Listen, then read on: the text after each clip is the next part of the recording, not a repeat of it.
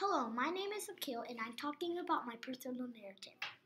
My parents' house is a farm. My parents' house has animals.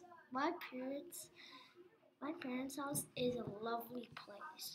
My parents' house is a nice place. It is it is a farm. It has dogs, cats, sheep, cows, and chickens. Oh, what? The The cats go where they want. The dogs follow us. It is like all animals like.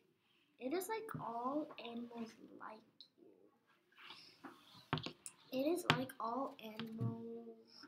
It is like all animals are listening to you because they like you.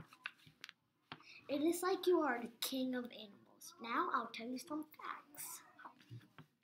My my the cows died, and then my parents' house got some sheeps, and they got baby sheeps too.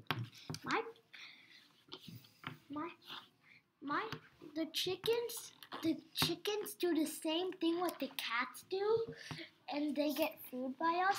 And we have some chickens what are not belong to us, what are lost, so they come here to get their food, and we take care of them.